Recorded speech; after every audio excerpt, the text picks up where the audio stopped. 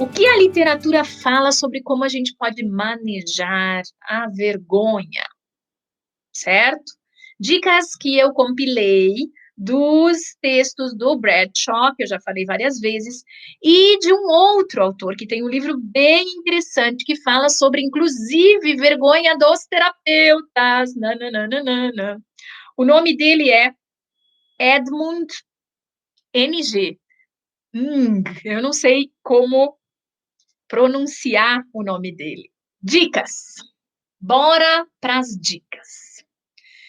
Primeira dica: identificar que isso que eu estou sentindo é vergonha. Por exemplo, em crianças é muito comum que talvez elas reajam com irritação e, na verdade, o que elas estão sentindo é vergonha, por exemplo. Ou mesmo em adultos, talvez a gente tenha dificuldade de identificar. Então, a primeira coisa é identificar que eu sinto vergonha em algumas situações. Inclusive, identificar a minha vergonha alheia, né? Que é a vergonha substituta, né? Então, é extremamente importante que a gente identifique a vergonha, porque isso é muito interessante. A gente tem, inclusive, vergonha de dizer que teve vergonha, né, gente?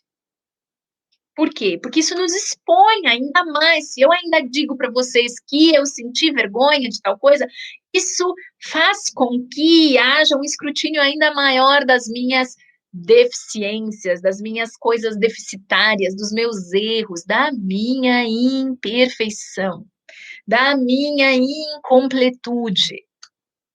E a gente vive uma vida de aparências, né, gente? A gente tá aí nessa vida de que tudo é perfeito. Aceite, admita e aceite que você está com vergonha. Pelo menos para você mesmo. Isso significa dizer, então, que eu tenho que falar isso para todas as pessoas no mundo, porque daí isso pode, inclusive, de alguma forma, me deixar numa situação na qual eu me sinta ainda mais fragilizada e talvez alguém vá aproveitar para abusar mais ainda de mim. Mas que a gente, pelo menos para nós mesmos, admitamos e aceitemos que estamos com vergonha. Terceira dica: identifique o que te deixou com vergonha. Então, esse é um ponto muito importante da gente lembrar. O que? O que me deixou com vergonha? Porque eu posso ter fontes internas de vergonha, que são características minhas próprias, né? Coisas que eu pensei, coisas que eu senti, coisas que eu tive vontade de fazer e assim por diante. Ou podem ser coisas externas também, alguma coisa, até mesmo o meu comportamento, pode ser alguma coisa que eu fiz para alguém ou alguém fez para mim, certo? Identifique o que é. Por quê? Por que identificar isso? Porque nós vamos precisar fazer uma análise.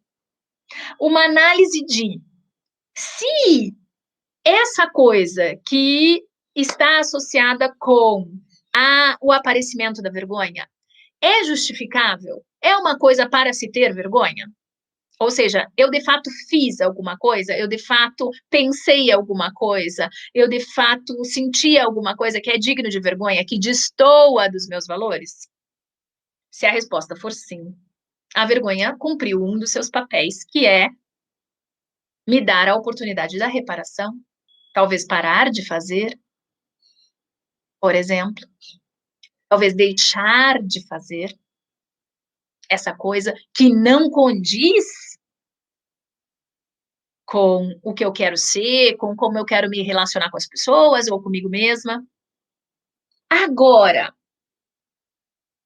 se a resposta for não, se no fundo você então analisa o que te fez ficar com vergonha, e você chega à conclusão de que isso não é de fato digno de vergonha. E aí é o caso de você se perguntar, mas se não é digno de vergonha, por que eu me senti envergonhada?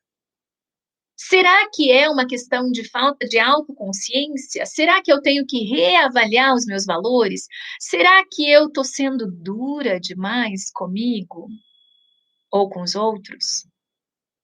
Será que eu preciso investir em autocompaixão, em autocuidado?